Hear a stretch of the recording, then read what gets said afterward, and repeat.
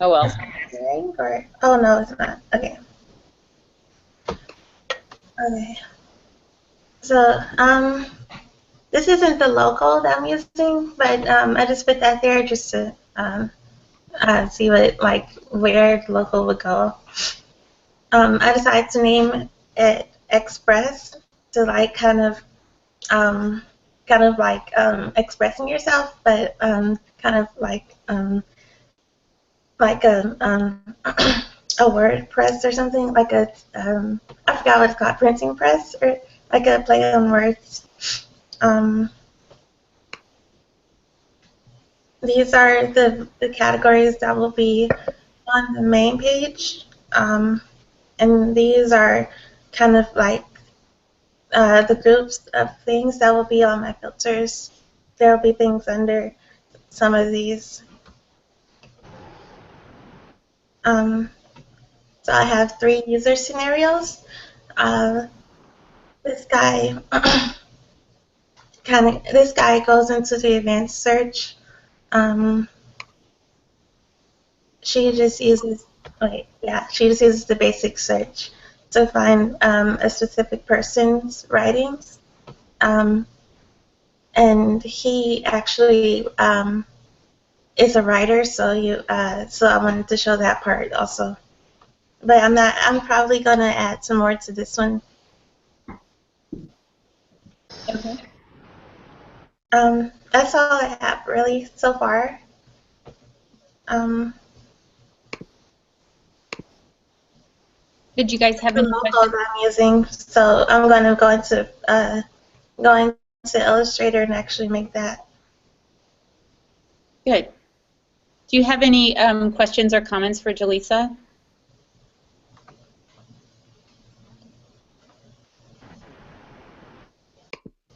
I think your logo and your concept, the play on words, is really clever, and also express implies something that's quick, you know, and that's another positive connotation for what you're trying to do. Okay. So I like it. What do you think of this? My filters. I don't have an iPhone, so I wasn't. I was looking up different things on the internet. Does this look normal? Yeah, it looks appropriate to me. I think usually I think they're just like check boxes and stuff. If you look on like Zappos or something on an iPhone or one of those types of apps, I think it's more like a checkbox as opposed to like a slider thing. Okay. Um, you can probably find mock-ups of that on the web. Can you go back for a second? Let's see. What was I thinking? Uh-oh. Sorry. Can you zoom back to the beginning for a minute? Yeah, I'm trying to zoom out. Oh, this is, I know what I was thinking. In your category list, when you say browse by poetry, short story, novel, genre, the genre would describe, I don't understand why genre is in that list because you are browsing by genre. Poetry, short story, novel, one-shots. Those are different genres.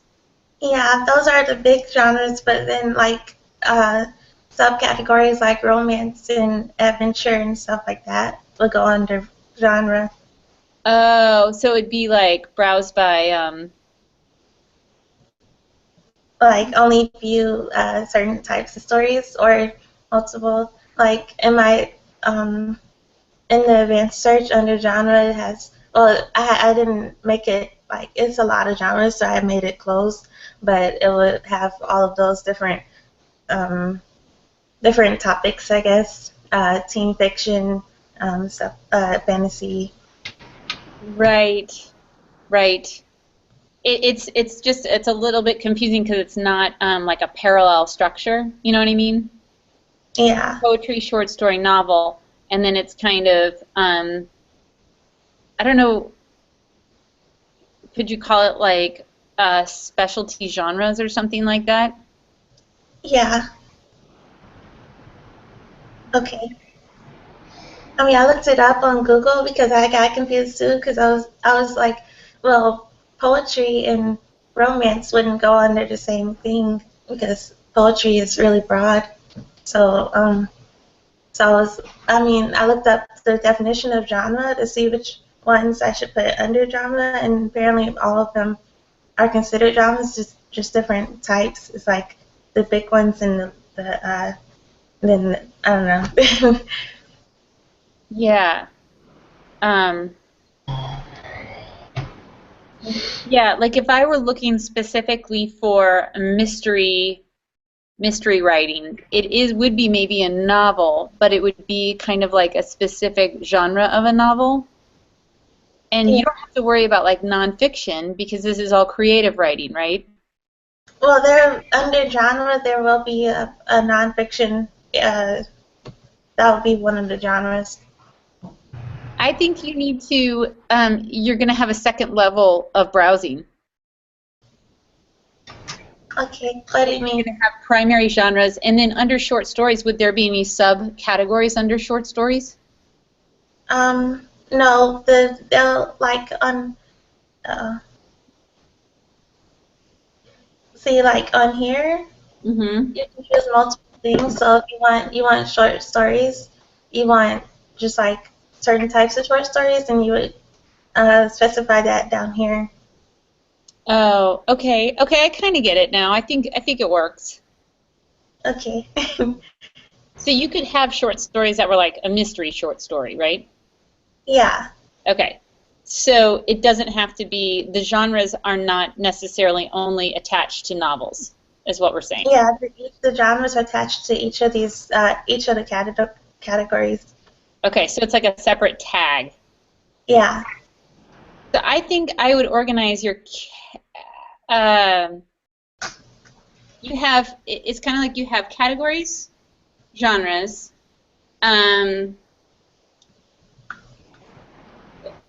author, um,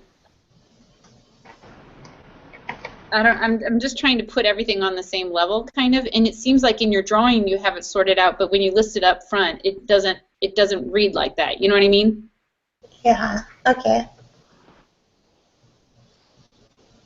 I mean, yeah, the author will be, if you want to search for a specific author, then you would just use the normal search and type their username in on this page. Okay. Is anybody else having thoughts about this, or am I just like perseverating on this for no reason? Okay, Mindy thinks it's fine. All right, Jaleesa, just keep doing what you're doing. I would just say for you, you need some visual references so you can look at an iPhone, or just say, hey, you probably have some type of mobile device. I'm designing for this, and design for what you know. Okay. Yeah. An app should look somewhat similar, between platforms anyway. Yeah. I guess, yeah. Okay. I mean, because I don't use that many mobile apps that much. I usually use my laptop for things. Uh-huh. So, or my tablet sometimes. Yeah. So, You're an interactive expert, Julissa. You need to download some apps to get some visual research purposes. yeah. Okay. I have one question just to Yeah. clarify. Users are browsing stories through the app. Can they also submit stories That's to the what app? she's saying. Yeah, you can submit stories. And that's right, Julissa, because it says My Library, My Writings. You're a member of this community. Yeah. So there's like So three. you'd want the user scenario to submit stories to the app. Well, maybe, remember the user scenario's emphasis have to be on browsing a collection. Maybe the user scenario is you are a writer that has submitted stories and you're trying to go back and look at one of your own pieces that you submitted at a certain time. So let's say you submit, you're like the most prolific writer and you submit things every day. How do you find the poem that you submitted last year? And maybe you specifically want to look at that because you want to grab it so you can apply to a contest or use it for a grant application or put it on a college application or whatever. Or maybe there's a reviewing system and you want to see how people reacted to it. So there would be a motivation for you to look for that in the collection. And that might be an interesting user scenario, Jaleesa. Yeah. Yeah. Right now I just have three. So like one for one for the person who wants to review writing, one for, yeah, so there's three types of users: reviewers, writers, and readers. So I Right. have one of those. But for this, he's a writer, so I could like have another one for after he uploads, and then it'll have those options for, even though he'll only have one thing, it'll say I'll have like sort by um, oldest to newest or newest to oldest, and then they'll be able to, or search within your But own library. make it complicated. Maybe he's trying to find a poem that he uploaded in November of 2014, and he knows it was like in November of 2014, but he doesn't remember what he called it, and you know what I mean? Yeah. He wants to get access to that particular piece of writing. So how is he going to find it? Okay. The user scenario should focus on navigating the collection. Yeah. So so if he forgot the name, if he remembers the name of it, he could search it, I guess. But you don't know anything. Maybe you could search. That's one way. Maybe he remembers it had something to do with cats. Or, but maybe you could say, I remember that I wrote it in November of 2014. I want to see all of my writings from 2014. What would that look like? Yeah, so I can have some archives. Archives. Right. Okay. And maybe, you know, maybe he uploaded 30 poems in November of 2014. The way that you display them could be, how could you display them in a way where you get like a little preview? Maybe it shows not only whatever you titled it, but maybe the first line of that particular poem and the date it was uploaded.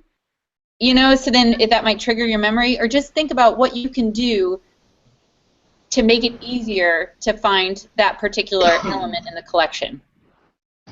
Okay. Do you see what I mean? Yeah. Okay, Jamil, I see your midsection right now. Oh, there you are.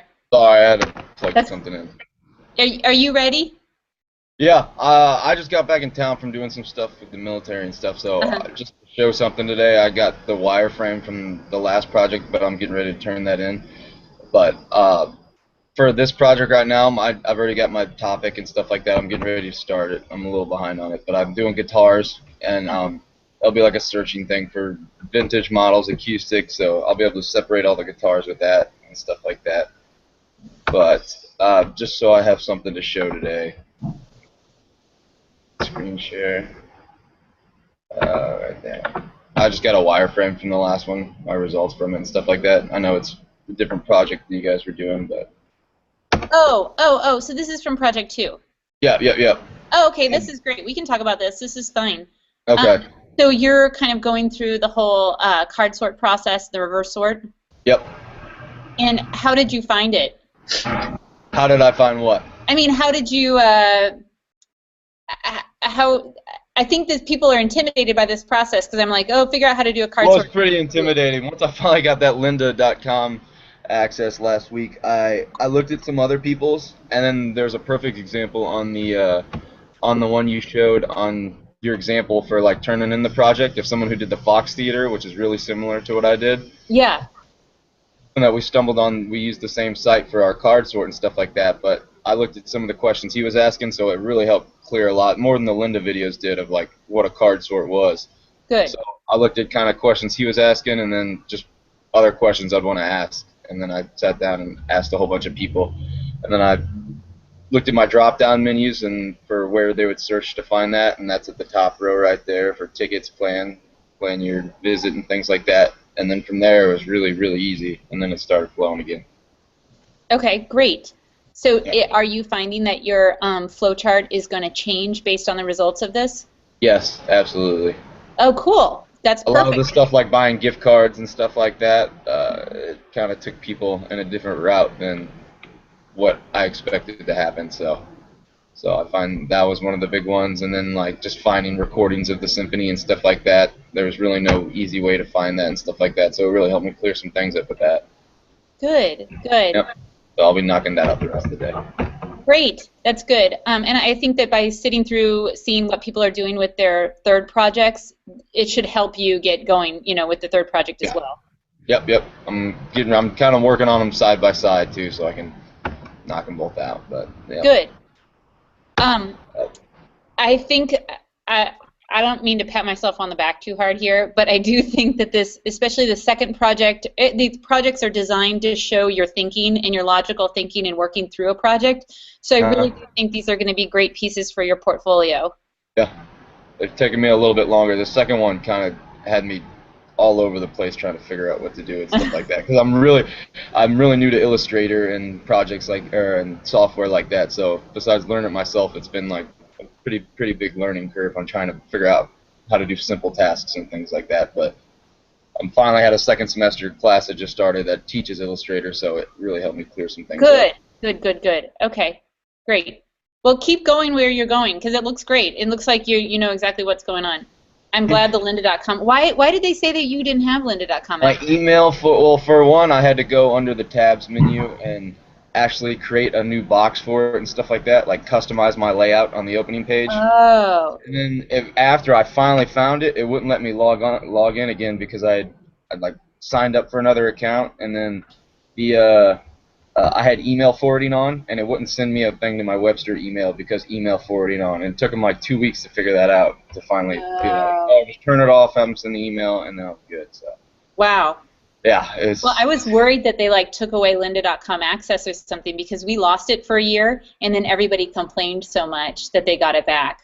Yeah. So I was like, they had me going back and forth. What'd you say? They had me going back and forth between Lynda and them because they couldn't figure out what the problem was, and they finally helped me sort it out. Good. Okay, let me jump to Eric. That's good to know because then I can advise other students that you have to reconfigure your tabs or something like that. I didn't know what to tell you. I didn't either. Okay, I'm jumping to Eric.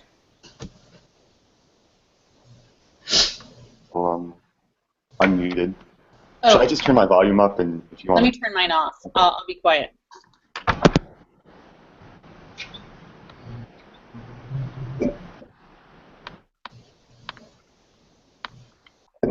Do you guys feel like Saturday and Thursday are enough critiques left?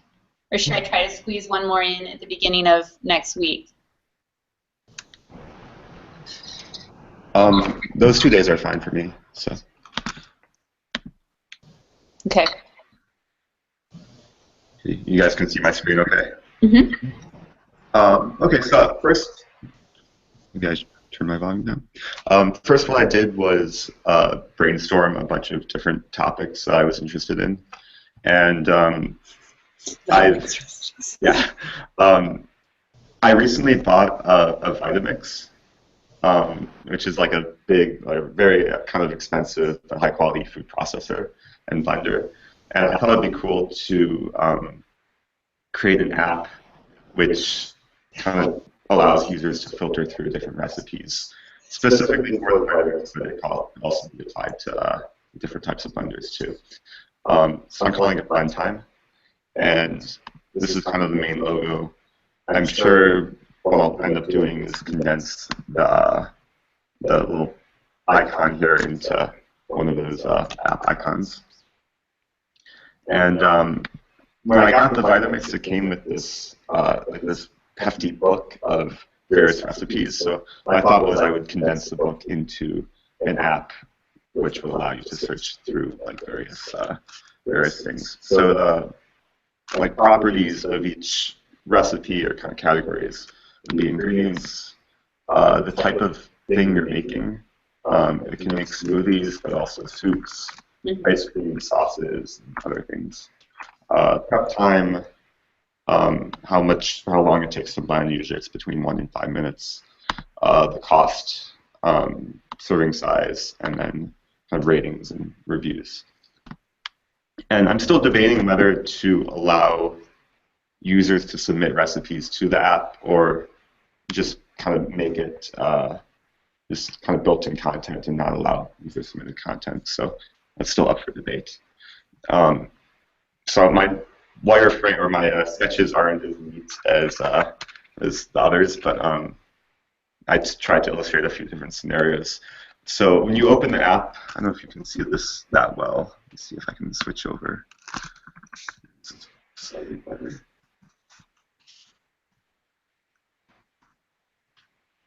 Um, so first scenario is when you open the app, you kind of get this visual screen of images of different recipes. And the default would be kind of the most popular recipes. And they'll be kind of laid out in kind of a grid format.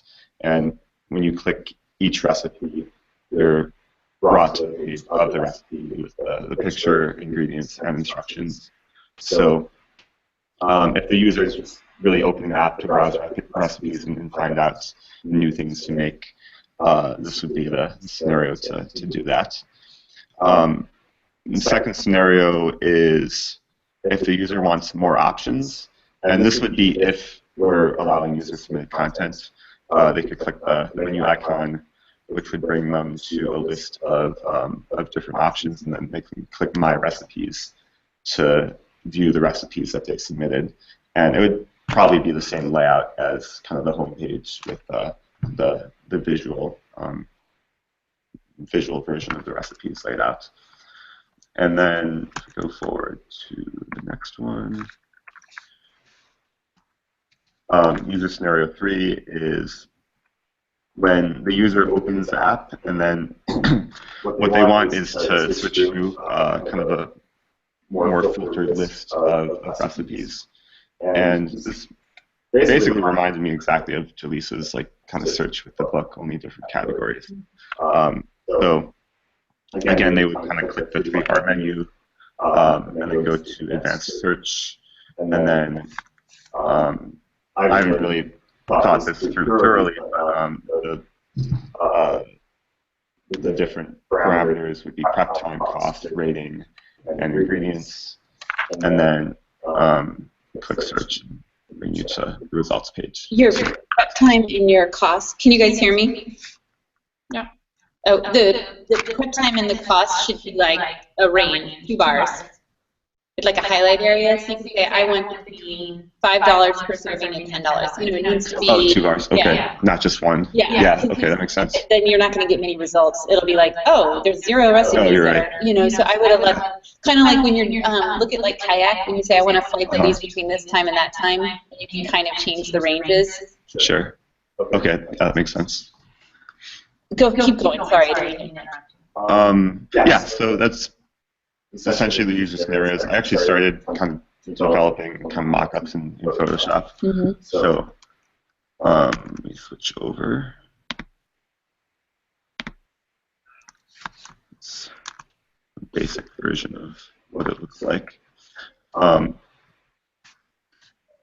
actually got inspiration. I don't know if you guys have heard of the app, which it's like a searching app where you can basically browse through like different items to buy, and this is very similar to the app that they had, where it's very visual and there's pictures for every item. So on this landing page, do you feel like you need to explain? I think it looks really clean and looks like a real app and everything. But do you think you need to explain that these are the favorites, or like what's new, or popular on blend time, or something like that? Well, I guess you're doing that by making your most popular bold. Is that what your So the was? bold means that's the active category. What you might do to make that more clear, what if that was like green in the background and then it was framed by green? So that it was kind of like a green tab. Oh, that's true. Showed, that would imply a little bit more that this is bold, this is highlighted because that's what you're seeing in here. Like you know just what I a mean? green border around. But then that goes around that as well as all of the content underneath, kind of like a tab, sort of. Oh, I see. Or do the reverse. Maybe it's all white. I don't know. You might want to play with that so it's more clear that that's what you're showing. Yeah. Like because it's a layout, it feels. I don't know. It just didn't read that to me. Like, do you know what I'm saying? Did it make sense to you that in this particular page that he's implying that this is the most popular ones right here? Yeah, I mean, because he made it bolder, so to me that kind of indicates, oh, that's the one which is active, because that's how like I use cooking apps as well, so that's how they function, so for me. I would get it. It but might I also. really- Oh, sorry. What if you had a little bar at the bottom that said "See more popular" or something like that that helped? You know, what if you wanted to see more than 6? I want to keep browsing a little bit more. Oh, maybe it's scrollable, perhaps. Do you know what I mean? Because Yeah, that's true. if you just put a scroll bar on the side, then we would understand that these are the popular ones, and you could keep going and going and going and going. Because Sure. there's infinite. If you have 100 Just infinite recipes, scroll. Yeah. you could show number out. No, that was the initial thought. I just didn't. I thought the scroll bar would be assumed. Yeah, I can emphasize that with the design. I have a couple more points for you, but I want to see if you guys have any other comments for Eric. I kind of do. Okay, go ahead, Mindy. I really like the little pear icon guy. Oh, it's a pear. It is. Yeah, I was debating what type of fruit to do. Got it. But I Okay. definitely wanted to do a fruit with like a spiral inside. Got it. Got it.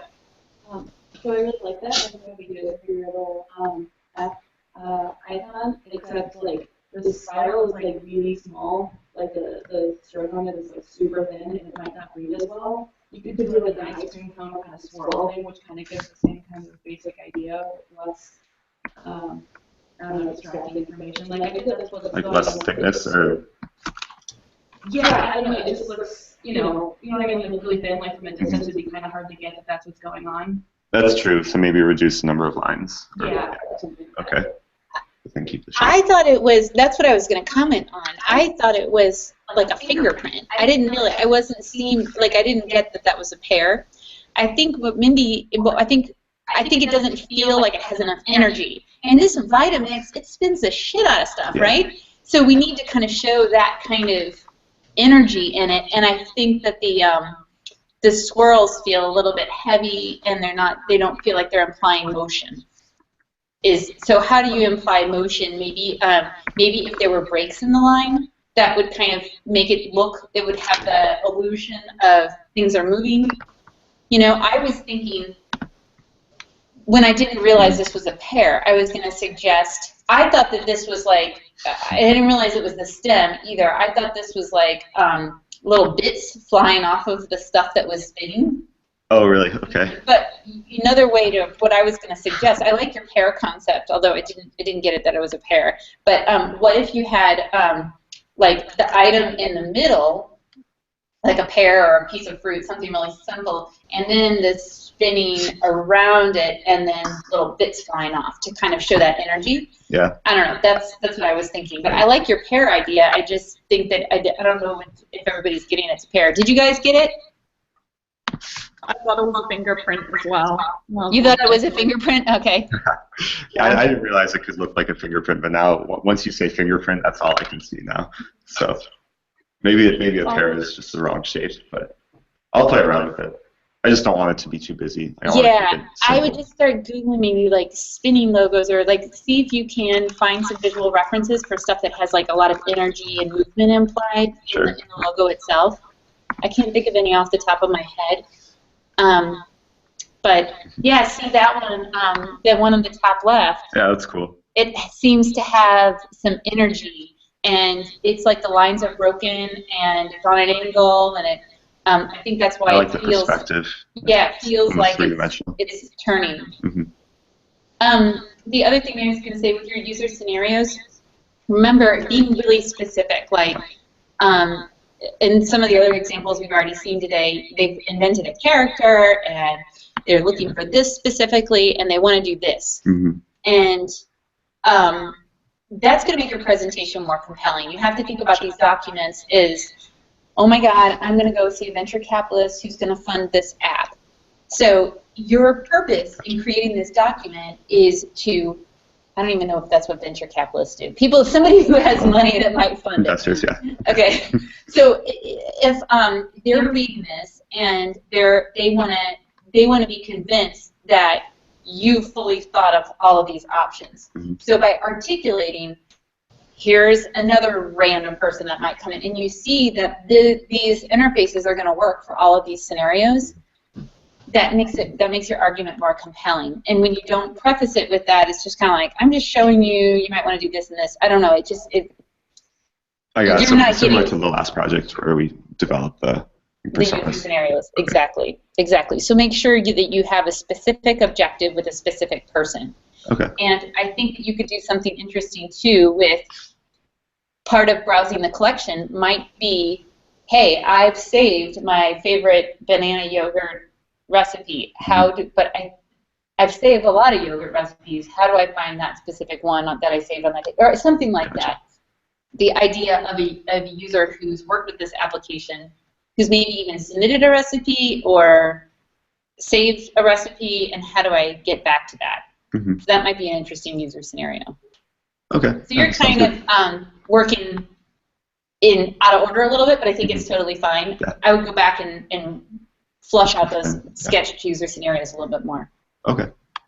But it's looking really clean. The color palette's really clean. I think what you all are going to find is that there's not a lot of design work in terms of fancying up the interface. I hope you realize that, because the collection should really take center stage. You know? I mean, I know maybe you want to imply like a lot of fun and comic books and all of that, but remember the collection is the main point of emphasis. So, you know, the content itself, I mean, look at the Eric's example, this first example here, where the logo and it is really, most of the interface is dedicated towards the content itself. Does that make sense? So it shouldn't be too much of a struggle to do the design work once you've planned out where things are going to go on the state. And there's just not a lot of interface to fancy up, is what I'm trying to say. Edward Tufte said that if he were hiring a web designer, he would ask how much of the percentage of the screen is dedicated to your interface and how much to my content. Right. So think about that. I mean, it's really only like I think you have it right in terms of proportions, Eric. I think that 85 to 15. Yeah, you don't want to use up a lot of the space. The content is what people are interested in. Right. And your design is not competing with the content as well. You guys got it? Do you guys have any questions for me about anything? No. What time's the critique on Saturday? I just said 9 o'clock. And just local people to email me or text me just if something goes wrong and you can't get on for any reason. I'll post another message as soon as I post the video from today and update everybody's grade. Just reminding people what my cell phone number is, and I just worry that I'm gonna get absent-minded and forget on a Saturday morning. I've set alerts on my phone, but if we're having technical problems too and people can't get in, especially like Sophie, you and Katie, just send me an email too. My email will pop up as I'm online. Okay. So I will see you guys Saturday morning. Keep working. Looking really good. You're going to have beautiful projects. All right. All right, bye guys. Bye.